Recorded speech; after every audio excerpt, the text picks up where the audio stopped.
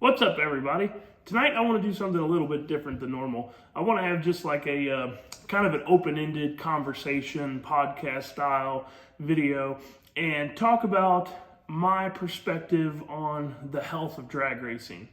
I'm on the internet a lot. I'm not on there commenting very much, but I'm on Facebook and Instagram and the interwebs, and I see the comments and I see what some people are saying, and I see that there's a lot of trucks for sale right now. And usually when there's a lot of rollers for sale, a lot of turnkey trucks, and there's some really good deals on some stuff out there right now, people start thinking, oh no, diesel drag racing's dying. Drag racing in general is dying because they're seeing these trucks being sold. And so I kind of want to just take a minute tonight to discuss my opinion on the health of racing in an entirety.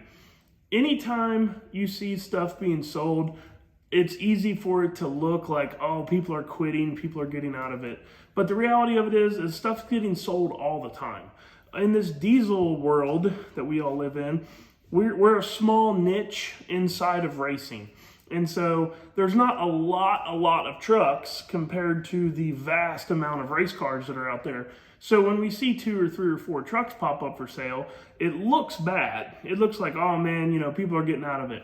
But in the reality, at any given time, if you get on like Turbo Bullet parts or cars for sale on Facebook, you'll see 5, 6, 7 rollers posted a day for sale. 3 or 4 turnkey cars posted a day per sale. And that's just the reality of it. People are always coming and going. This is a hobby. For 99% of the world, this is a hobby. People get into hobbies, people stay for a little bit, people get out of hobbies. So you have to look at your sample size when you're judging the health of a sport. I consume a lot of drag racing. I have a Flow Racing membership, and you can ask my wife. I am on that thing watching drag racing anytime that there is a drag race. I will wear her out watching the Flow Racing. I am very aware of lots of different types of drag racing. I like to watch pretty much anything. If they're drag racing in the world, I'm interested in it. And so I kind of have a pretty good idea of the health of drag racing in general. And this time of year, there's several events that you can look at, and the way that those events go kind of give you an idea of what the rest of the year is going to look like. One of the first events of the year is the Snowbirds down in Bradenton. It's a pro mod race. They also have radial tire classes there, and depending on how that race is attended, how well it's attended, the quality of cars that are attending it, kind of gives you an idea of where the economy is and what the rest of the year is going to look like. And this year there was a ton of pro mod cars on the property. I think that race sold out in a matter of minutes, just like it had done the year before. There was a bunch of radial tire cars there, and this is happening in January. So the south part of the country is a little bit different than the Midwest or the north part of the country, because that's kind of when they're racing. They're racing in the wintertime, and then they're kind of taking it a little bit slower in the summer because of the heat and the humidity. But still, nonetheless, there's cars and teams that come from all over the country to attend that event, and it was packed. Right after that, same Bradenton, a few weeks later, is U.S. Street Nationals, another big radial tire event. And radial tire is a niche within drag racing too. It is obviously more popular than diesel drag racing, but it has been around a lot longer, and it has been contested at a much more serious level for a lot longer than diesel drag racing is. And I felt like, don't get me wrong, I love radial tire stuff. But it's a checkbook game. It's who can make the most horsepower most of the time. It really only becomes a good tuning game when the sun's out on the track. And so I predicted 3 years ago that radial racing only had 5 or 6 years max left in it, and I felt like it was going to go of way of the dodo bird. The track prep is expensive. There is so much glue being used, so much attention to the track. That downtime deters spectators from showing up. There's a lot of cons that radial racing has going against it. It's really exciting, and it's awesome, and it's super fast awesome, relatable door car racing, and I love that about it, but it has a hard road to go in order to stay. And I really thought that we'd be seeing about the ends of it by now. But it seems like it's kind of, if anything, reviving itself. I mean, a year or two ago, Radio versus the World was dead. You know, it was about like what Pro Street Diesel class was, you know, a couple years ago. I mean, just, it was about to just be extinct. And now there's new life poured into it. There's some new blood. They're building new cars. And the Lights Out race is the biggest radial tire race that happens, pretty much. And that's in South Georgia Motorsports. It's usually the end of February. Once again, teams from all over the country. You know, February is early in the season. And they claim to have a record sellout crowd. Now, I know that there is no way that it beat Lights Out 7 when the Street Outlaw guys showed up, because they had traffic blocked 7 miles down the highway. But if you know, like any good science experiment, you throw away the outliers. And that was very much an outlier year. Removing that one from it, this is the best event that they've had since they started the Lights Out. So radial tire competition and the fan base and actually having spectators there is the best that it's ever been, which is really amazing to me. Another race that I was really impressed with, it's a completely different demographic. It was a invite only, very niche specific thing, but Wes Buck's World Series of Pro Mod race. I was expecting that race to be good, but I was kind of blown away at how great it was. There were 61 Pro Mod cars on the property, and number 1 and number 32 were separated by less than 700ths, which is insane for a big tire Pro Mod race. It wasn't the fastest race, but that wasn't their goal. But man, it was probably the highest quality, best big tire drag racing that I have ever seen. A buddy of ours was out there, and Frankie Taylor was running his car, and I believe that they went a 74 or a 76, and they were number like 60 or 59 qualifier. Like a 374 should be midfield at any Pro Mod race ever, and they were way on the outside looking in. So what that is an attestment to is there's a lot of money being thrown around right now. There's a lot of teams that are testing. There's a lot of drag racing that's happening. You don't get a quality show like that if there isn't a bunch of energy in drag racing. All of those teams have several crews, several guys a part of their team, and that all takes time, money, and effort to be well-oiled enough to go out there and compete at that level. So there's a bunch of energy in that form of drag racing. On the NHRA side of things, this is something that a lot of people kind of gloss over, I feel like, because it's almost expected that the NHRA does well since they're our lead sanctioning organization. But if you're a real drag racing fan, you know that there's been some downtimes in NHRA drag racing. It wasn't very long ago, but a couple years ago, NHRA Pro Stock the nail was in the coffin, and they were about to swing the hammer on that deal. They almost ended that class. I was talking to a buddy of mine about that. He just found out about Pro Stock, and he just thinks it's awesome. And I was like, yeah, that deal was almost over in like 2017. And that wasn't that long ago. And now, full field of Pro Stock cars. They have a really good Pro Mod program this year. This is the first year that Pro Modifieds are actually on television. And that might not sound like a big deal, but that is a really big deal. They're also racing for like $400 and something thousand in prize money for the end of the year. That is unheard of. All of these things mean that there's a bunch of energy getting poured into drag racing. The sponsors don't show up with the sponsorship money if there's not fans watching it, and there's not people trying to climb the ranks and new people coming into the sport. The Gator Nationals was the kickoff this year for NHRA, and on Saturday it had a 100% sellout crowd. The aerial shot of the parking lot and the road was unreal. I mean, an NHRA race doesn't usually sell out.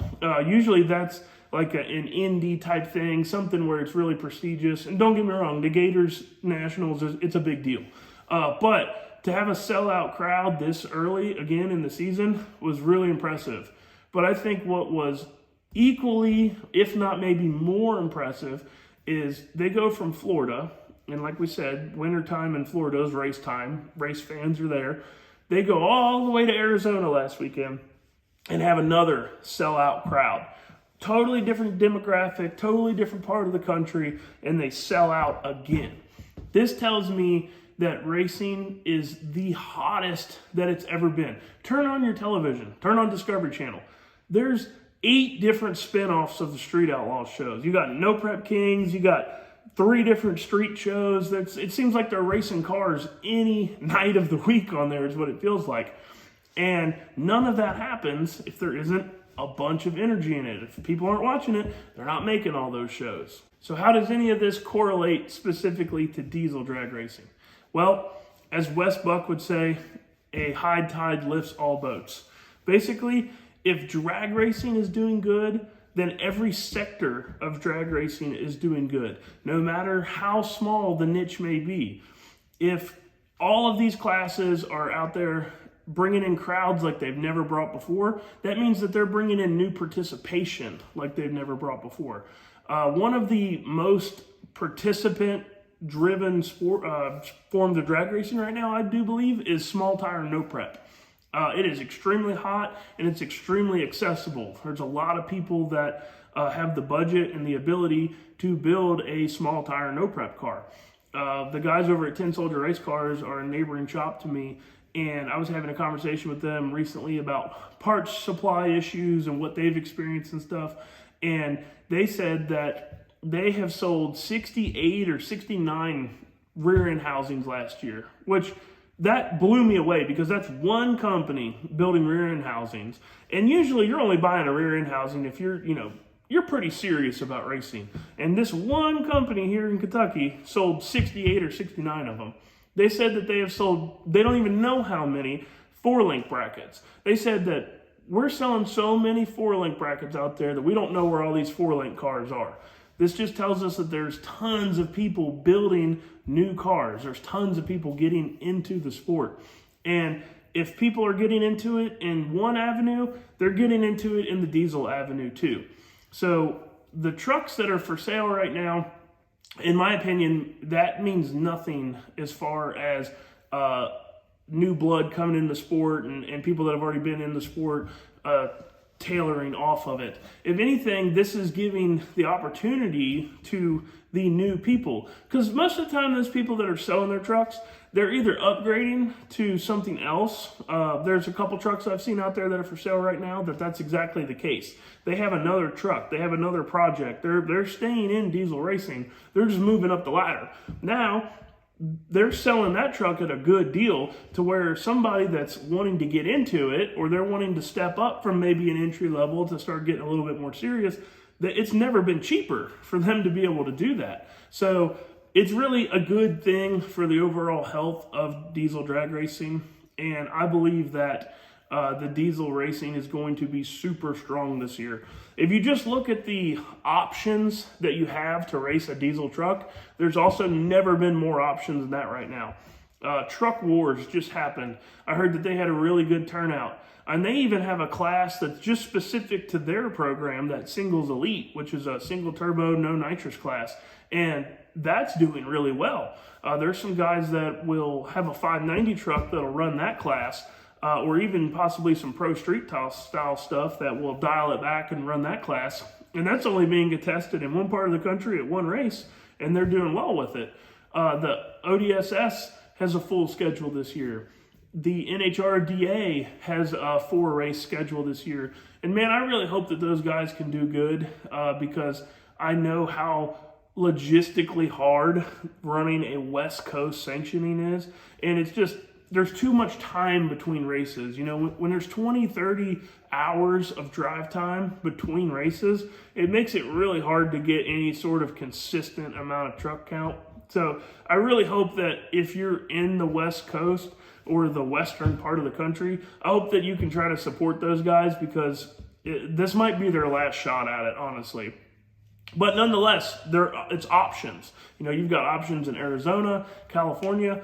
I mean, heck, you've got in April, you can go to Texas and run at the Texas Truck Jam, and you can even run your small tire 4x4 on the back of the trap, flashlight, limpy, banging the light, like that's legit. Like usually you cannot go anywhere and run a 4-wheel drive diesel on back of the track stuff. Like good luck. They won't even let you in big tire in those deals usually.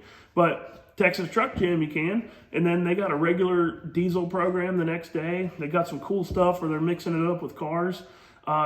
That same weekend, it kind of sucks that it's that same weekend, but I think it's far enough apart, it won't really hurt each other. But in Arizona, the NHRDA is having their like Desert Nationals or whatever they call it. So there's never been more places to race your diesel truck. There's never been more events to run them. So that tells me that it's only going to usher in more and more people. I think things like this, like YouTube and information sharing, has been like it's never been before. There's more and more guys that are out here like me, putting all the information out on the table, helping bring the new up-and-comers in. And I think that all of this stuff combined is going to net a really good year for diesel racing, even if the economy says that it shouldn't be. So that's all I got for this one tonight, guys. Just wanted to take a few minutes and talk about some stuff that's been on my mind and give you my take on the health of drag racing and where it goes from here. So, like always, guys, I appreciate you watching. If you're new here, click that subscribe button, like this video so I can get it out there to more people. And if you like podcast style stuff, I've been kicking around the idea of doing maybe like a podcast style, long format, hour or so type video, once a month or so. But so that's something that sounds interesting to you, get in the comments and let me know. I appreciate you guys, and we'll see you next time.